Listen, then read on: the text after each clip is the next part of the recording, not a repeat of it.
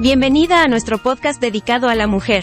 Su anfitriona Alma Vargas es titulada en Consejería Cristiana y tiene más de 15 años de experiencia trabajando con la comunidad latina.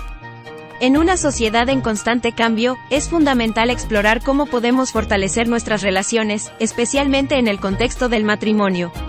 Bienvenidas a la ayuda idónea. En el episodio de hoy estaremos hablando y orando por ¿qué es un hombre común y corriente? Un hombre común y corriente llamado por Dios. Partiendo desde el punto de que el llamamiento de Dios obra conjuntamente con la libre voluntad de los hombres que están dispuestos a escucharlo. Ellos lo eligieron solo después de que Él los eligiera a ellos primero. La noche en que arrestaron a Jesús, les dijo a sus discípulos en Juan 15:16, no me elegisteis vosotros a mí, sino que yo os elegí a vosotros. Nosotros como mujeres sabemos que a veces nuestros esposos pueden pensar que eso de seguir a Jesús y tener algún ministerio como que no es para ellos. Y luego dan su explicación de que no tuvieron suficiente escuela, que tienen que trabajar para sostener a la familia, que no saben mucho de la palabra, que eso es para otro tipo de personas y pueden seguir dando excusas que muchas veces suenan válidas. Y luego nos dicen que ellos solo son hombres comunes y corrientes. Pero debemos recordar que los 12 que fueron escogidos por Jesús no eran hombres cultos o preparados.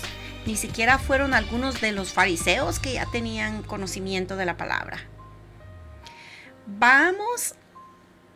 Veamos algo de la historia. ¿Quiénes son esos hombres comunes y corrientes según la Biblia?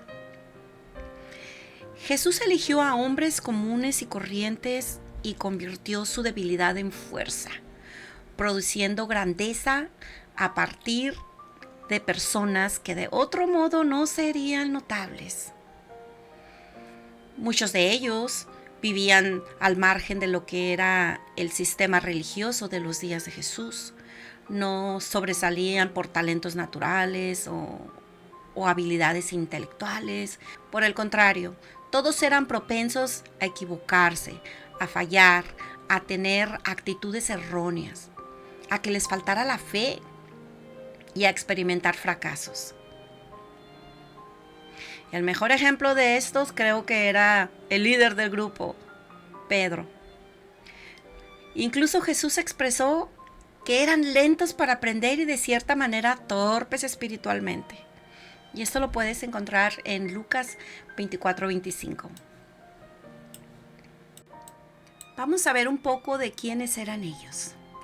Uno era un hombre radical, decidido a derrotar el gobierno romano por la vía de la violencia. Otro había sido recaudador de impuestos. Varios eran pescadores y los otros es muy probable que hayan sido comerciantes o artesanos. No se nos dice mucho sobre ellos en la palabra, antes de que ellos fueran transformados como seguidores de Jesús. A Jesús no le importó en los pescadores la rudeza y lo tosco de sus modales. Tampoco el que hasta tuvieran la piel impregnada del olor del pescado. No le importó que fueran pobres o tan simples. El Señor miraba el corazón y es allí donde les prendió la llamada para que le siguieran. Ellos amaban a Jesús y estaban contentos de acompañarle en esta vida completamente nueva. Pero con todas sus fallas y debilidades de carácter, como hombres comunes y corrientes que eran, después de la ascensión de Jesús, estos hombres dejaron un impacto imborrable en el mundo. Su ministerio sigue ejerciendo influencia en nosotros hasta el día de hoy. Dios, por su gracia, los capacitó y usó para inaugurar la difusión del mensaje del Evangelio y transformar al mundo. Lo puedes encontrar en Hechos 17:6. hombres comunes y corrientes, gente como usted y como yo y como nuestros esposos. Fueron transformados en instrumentos por medio de los cuales el mensaje de Cristo se llevó hasta los confines de la tierra. ¿No es sorprendente que sean personas tan fascinantes? Bueno, pues lo mismo puede suceder con tu esposo, con mi esposo. Y podemos ver que fue un breve pero muy intenso programa de discipulado. Y cuando terminó la noche que Jesús fue traicionado, todos los discípulos, dejándole, huyeron. Mateo 26:56 nos lo relata. Desde un punto de vista terrenal, el programa de entrenamiento parecía un fracaso. Parecía que los discípulos habían olvidado o pasado por alto todo lo que Jesús les había enseñado sobre que cada uno tomara su cruz y lo siguiera. De hecho, su propia sensación de fracaso era tan grande que por un tiempo decidieron volver a sus antiguas ocupaciones. Incluso en eso parece que también fracasaron, según nos dice Juan 21:3-4, dice: Simón Pedro les dijo: voy a pescar. Ellos le dijeron: vamos nosotros contigo también. Fueron y entraron en una barca, y aquella noche no pescaron nada. Cuando ya iba amaneciendo, se presentó Jesús. Se presentó Jesús ahí en la playa. Mas los discípulos no sabían que era Jesús. Eso significa que esos pocos hombres, cuyos trasfondos eran en negocios mundanos y ocupaciones terrenales, tuvieron poco más de 18 meses de preparación para la tarea monumental a la que habían sido llamados. La estrategia parece riesgosa en extremo. En términos terrenales, la fundación de la iglesia y la difusión del mensaje del evangelio dependían enteramente de esos 12 hombres comunes y corrientes, con todas sus debilidades. Y uno de ellos incluso tan diabólico como para traicionar al Señor del universo. Y toda la preparación de ellos para el trabajo tomó menos de la mitad del tiempo que típicamente se necesita para obtener un título de un seminario hoy en día. Pero Jesús sabía lo que estaba haciendo.